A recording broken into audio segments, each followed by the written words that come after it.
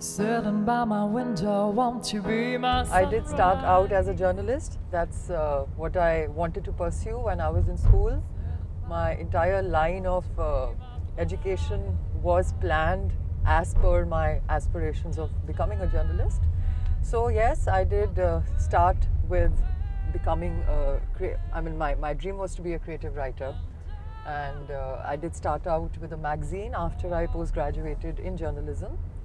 And I think about a year and a half into my job as a creative writer, I decided that being a musician is what I wanted to try my hand at.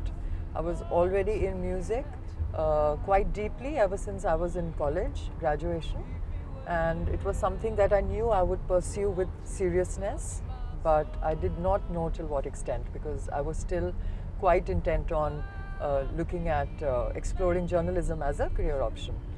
When did you start singing then? I mean, of course, if you decided to do this, so you must have started singing as a very young girl. In all seriousness, no. Okay. I used to sing to the extent that I would obviously be a part of the school choir or sing in school for school events, but I wasn't very deep into it. It was just something that was thrown at me while I was in school. But at the same time, in school, I was also doing a lot of theatre, and I was also doing a lot of dancing while I was in school, as a part of school events and training in school.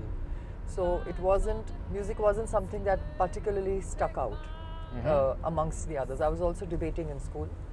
And so music really happened in a big way for me when I was in college.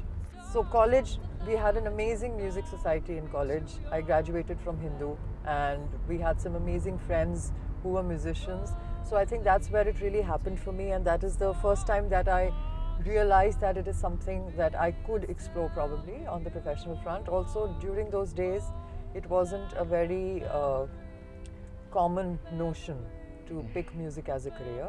So even though I went on to pursue journalism, I knew that I will be involved with music in some way or the other. In the early days, it wasn't that easy, was it? At that point of time, you would think it's not easy because there were fewer venues and there were fewer opportunities. And in retrospect, it's as difficult now, because there are more venues, but there are also more musicians. There are more people who are taking up music as a career, music as a professional choice.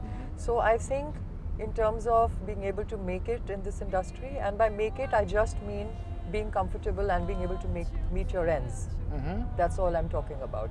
Being able to focus enough time on your musical career to be able to probably write your own music and release albums and perform and tour with your bands and be comfortable monetarily as well. So to make it, I think it is as hard today as it was probably those many years ago. This is the live song by the Manta Sidhu Ensemble. This is your current band. You've been around for almost 4 years now. It will guide me to your face. Lonely tears pouring water. I would say that the experience of songwriting has a lot to do with the musicians that you're playing with. Because as a songwriter, you have a certain vision, and then you rely on a set of expert instrumentalists and musicians to give shape to your vision, right, for the music that you're writing.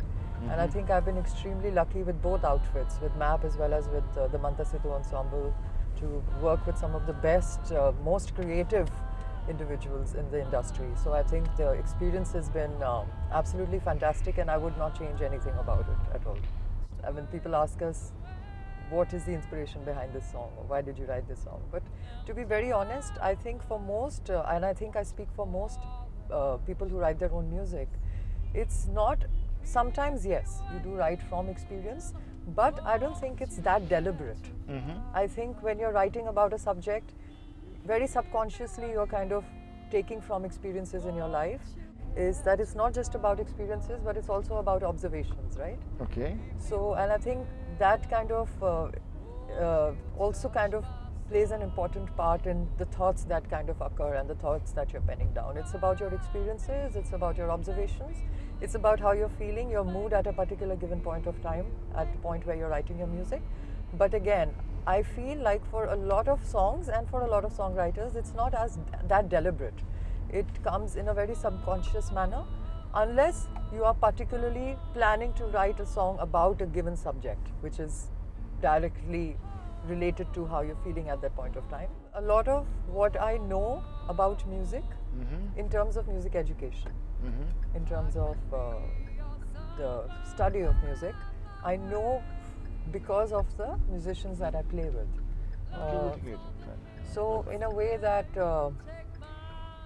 my musicians, the musicians that I play with, my fellow musicians, are some of them are very highly educated. They've studied abroad, they've studied music abroad, and there are so many things that I lack that they make up for in a particular piece of music or in a performance space. And other than that, there are so many things that I was unaware of, and I learned because of being able to, because of having the privilege of working with them and making music with them. So I think working with other people in your own field is so important, rather than always trying to go the solo way. I think the giving and taking is extremely valuable in any, I would say in any art form or in any industry. I think just working in a group of people who are like-minded, people who get along well, I think there is so much to take away from that experience. So I think 2020 in that sense, there are different aspects to it obviously. One is the emotional aspect. The emotional aspect being it's been up and down for everybody, I believe. Some days it's great to just not have to get up and go anywhere. And but not performing. Not performing, but yes, I did finish writing the material for the third album during this lockdown. So I would say in that way there was some productivity. I haven't seen I met my bandmates 2 weeks ago for the first time since the lockdown began for our first practice session, and of course we didn't practice because we were seeing each other after so long, so we just ate and partied and chatted. I think we chatted for hours and hours, me, Sherry and Jasmine, just the three of us. I'm absolutely using gears. This is quite a revelation for me to be able to drive the car. The good thing is that I got used to it in under a minute. So it's not something that you need to kind of work your way around or be nervous about. I think within a minute I was able to get my hang about it, and my left foot was feeling idle and was wanting to do something. But I think by now it's feeling pretty relaxed. You can save your energy if you teach the drums, man. So. Or if you're again, if you're listening to music in the car, then your left foot is free to tap along with the music. And the music is nice in the car, so it's the music is great in the car. So your left foot is actually, you can just tap your feet and to the music, and I think it's a great concept. No clutch is a great concept. We haven't. It's something that will take time getting used to. So I would say about the audio that we heard it at 2 different volumes, right? Yes. And I think both ways it's beautifully balanced, and I think as a musician that's what you're looking for. You're not looking for sound that is that has too much of bass. Some audio systems tend to have that.